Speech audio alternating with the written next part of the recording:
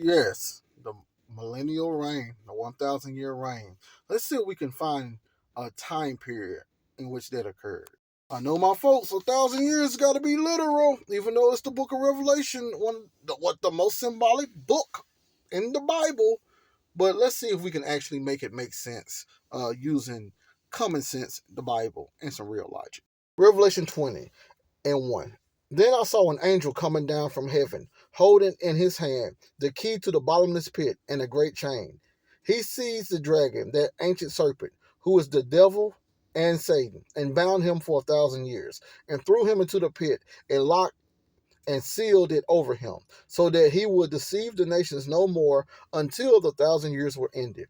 After that, he must be let out for a little while. Then I saw thrones, and those seated on them were given authority to judge. I also saw the souls of those who had been beheaded for their testimony of Jesus and for the word of God. They had not worshipped the beast or his image, and had not received his mark in their foreheads or on their hands. They came to life and reigned with Christ 1,000 years. The rest of the dead did not come to life until the 1,000 years were ended. This is the first resurrection. Was a lot said right there, but we're gonna actually take out some key elements because the book of Revelation is it's the teachings of Christ wrote or written down in apocalyptic literature form or symbolic form to teach certain aspects on how Israel and the first church viewed things, as well as to give hope and a little entertainment for the people that was going to be in a dire situation of tribulation. Because according to John, they was already going through tribulation. Let me show you. Revelation 1:9. I, John, your brother, who share with you in Jesus the persecution and the kingdom and the patience endurance, was on the island called Patmos because of the word of God and the testimony of Jesus. Clearly see, while John was on Patmos, these individuals in Revelation 20, they had been killed for the same thing, the word of God and the testimony of Jesus Christ, making the connection. He was going through the tribulation period, and he was letting it be, it was, they were speaking on others going through that same tribulation period, and the outcome was going to be something not as dire as them being exiled, but actually them ruling and reigning with Christ. But there's no need to carry on. Let's break it down. Our common sense, the Lord, the most intelligent being ever, why would he bound Satan up just to loose Satan, just to throw him into the lake of fire later on? It doesn't make sense if we're talking about logic. A smart creator. So that's not what's going on here. Something specific is being taught. So let me show you. Revelation 20:4. Then I saw thrones, and those seated on them were given authority to judge. Where did that come from?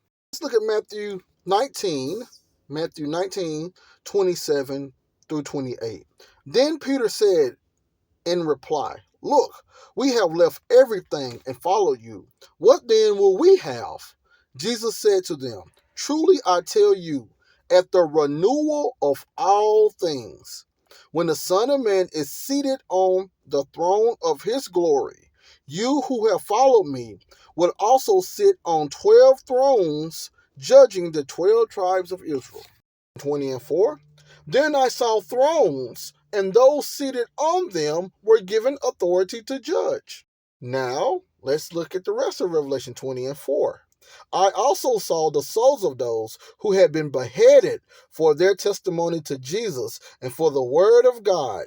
They had not worshipped the beast or his image, and had not received his mark on their foreheads or in their hands. So now we are looking for people who had been killed. As Christ had a conversation with his disciples in Matthew 24, this is what's said in verse number 9. Then they will hand you over to be tortured and will put you to death, and you will be hated by all nations because of my name. Revelation 20:4. I also saw the souls of those who had been beheaded for their testimony to Jesus and for the word of God. Now, what's the testimony to Jesus, or what is the testimony of Jesus? Revelation 19 and 10. Then I fell down at his feet to worship him. But he said to me, Ye must not do that. I am a fellow servant with you and your comrades who hold the testimony of Jesus. Worship God, for the testimony of Jesus is the spirit of prophecy. So these individuals was being killed for their understanding, or what the spirit of prophecy gave to them and they took to the people. Let's keep going on. Said they neither worshipped the mark or the beast, or received the mark in their hands on their foreheads, which is coming from that old covenant. Thou shalt not have no other God before me, and you should not bow down and worship any other gods except me, as the time progresses in Deuteronomy. So we see this is old covenant related, but it stated that they had not done these things. Matthew 24 and 14. And this good news of the kingdom will be proclaimed throughout the world as a testimony to all the nations, and then the end will come. Something else in Matthew 24, verse number 22. And if those days had not been cut short, no one would be saved. But for the sake of the elect, those days will be cut short. 24. For false messiahs and false prophets will appear and produce great signs and omens to lead astray, if possible, even the elect. The segue now, Revelation 13 and 13. It performed great signs, even making fire come down from heaven to earth in the sight of all. And by the signs it is allowed to perform on behalf of the beast, it deceives the inhabitants of the earth, telling them to make an image to the beast that had been wounded by the sword and yet lived. And it was allowed to give breath to the image of the beast, so that the image of the beast could speak and cause those who would not worship the image of the beast to be killed. All, both rich, poor, free, slave, all of them to receive a mark on their right hands and their foreheads. Right?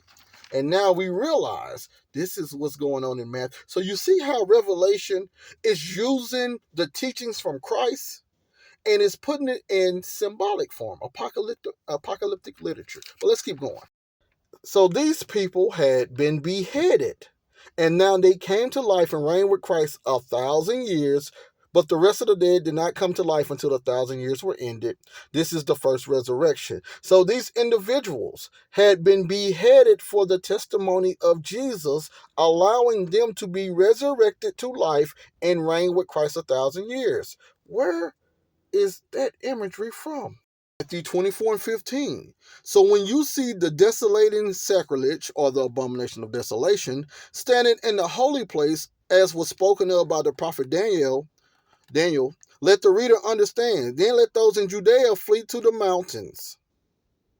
Verse 21, for at that time there will be great suffering, such as has not been from the beginning of the world until now. No, and never will be. So you got the abomination of desolation set up.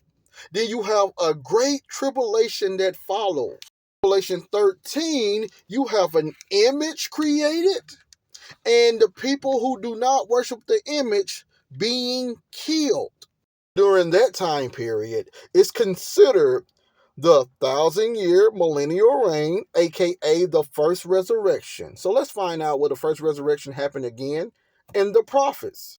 So in Daniel 9, you can read it on your own. You got these kings fighting against each other, right? And then the king that was fighting, that final king, he gets destroyed, and Daniel 12 comes into play. Daniel 12 and 1. And at that time, Michael, the great prince, the protector of your people, shall arise. There shall be a time of anguish, such as has never occurred since nations first came into existence. But at that time, your people shall be delivered, everyone who is found written in the book.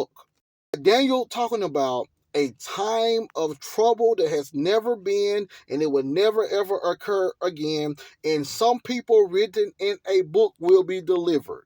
So whatever Christ is talking about in Matthew 24, which is the destruction of Jerusalem by the Roman army, Daniel was speaking on it, and the book of Revelation speaking on it. It's the same event. So let's keep reading while I went here. Verse 2. Many of those who sleep in the dust of the earth shall awake, some to everlasting life. That's the first resurrection. That's the millennial reign. And some to shame and everlasting contempt. That happens during that resurrection when all the rest of the people are judged. But the first resurrection is found in Daniel 12:2. Many of them that sleep in the dust of the earth shall awake, some to everlasting life. That's what's happening in Revelation chapter 20.